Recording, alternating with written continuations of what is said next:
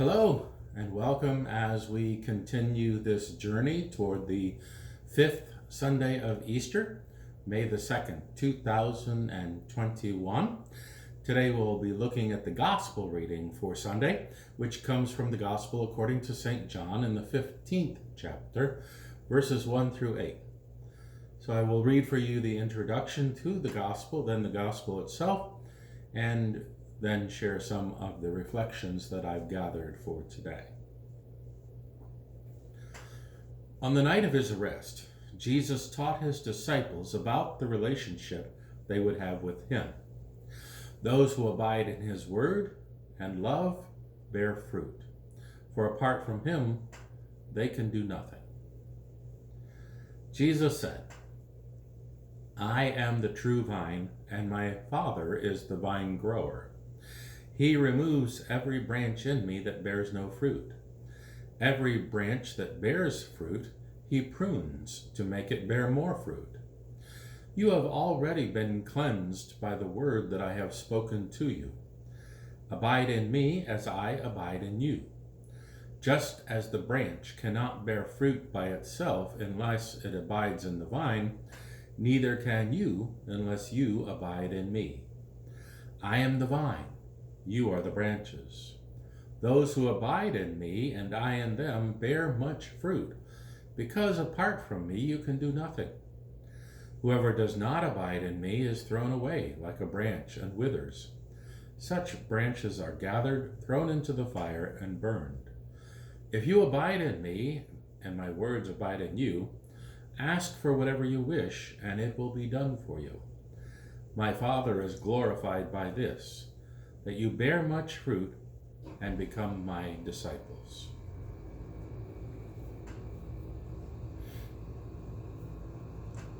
Last week, a week ago today, and in the Sunday sermon, I talked about the importance of a close, personal, intimate relationship with Jesus, where here he calls that abide in. And that is certainly important. Although it would be a mistake to think that becomes something private between you and Jesus and nobody else at all, just the two of you. This week's gospel reading demonstrates the need for interrelationship, that of the vine and the branches.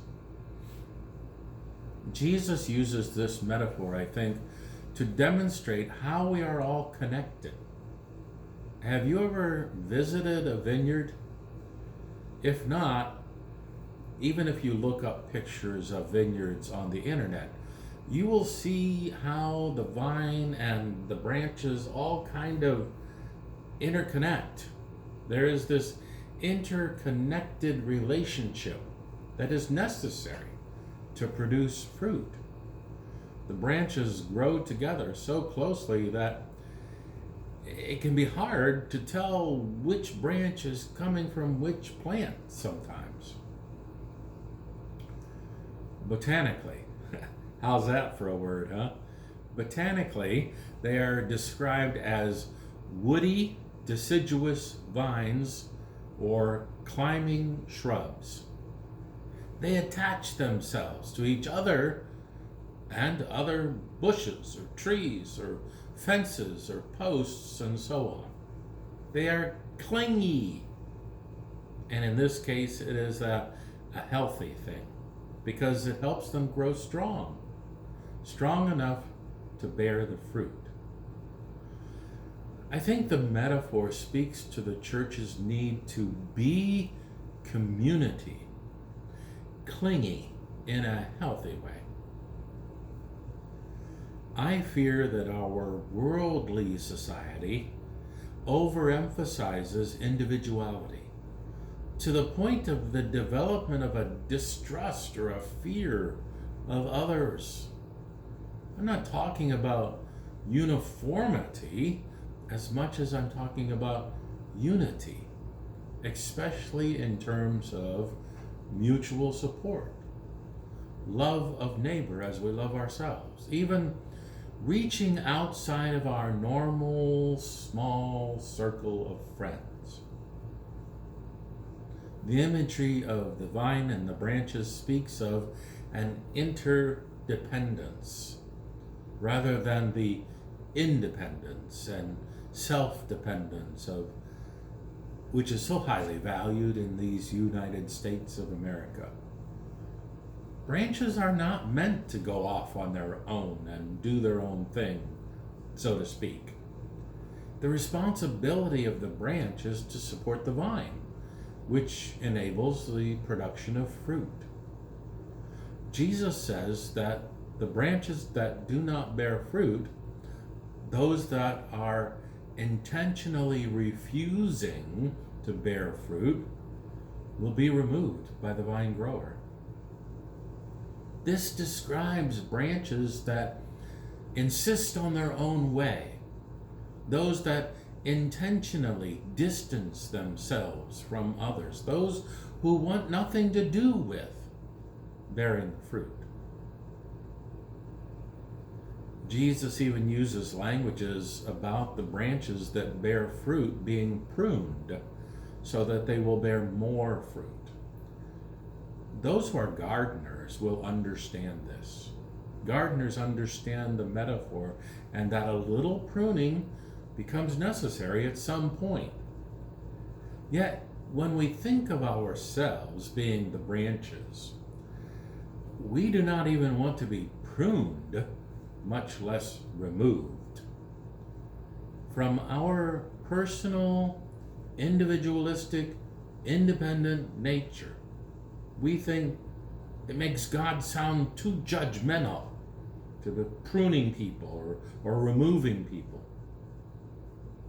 And some will choose to read this as a word of judgment, while I prefer to read it as a word of guidance.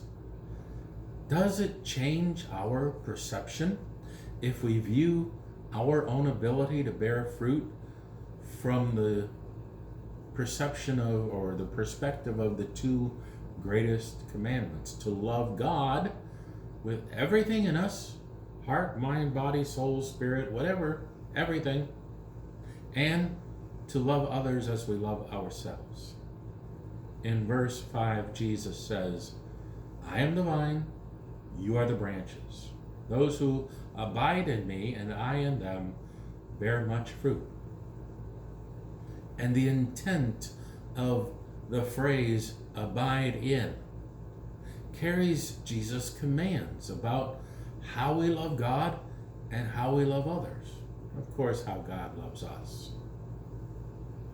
1 John 4:12 from our second reading said it this way: if we love one another, God lives in us, and his love is perfected in us. God does not call us to bear fruit for ourselves, although many would prefer to keep all of the fruit to themselves. God calls us to bear fruit that builds and expands God's kingdom.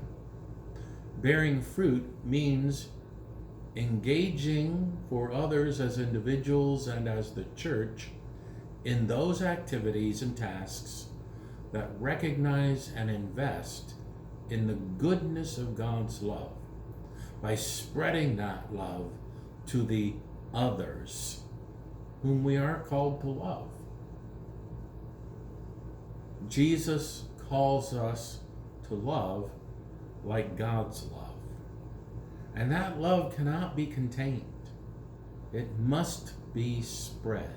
It overflows naturally. And like that clingy vine to branches and bearing fruit. It's not about judgment. It's about growth. Thank you for joining me today as we continue this journey along toward the 5th Sunday of Easter, May the 2nd, 2021. I hope you're having a great day. Take care. God bless.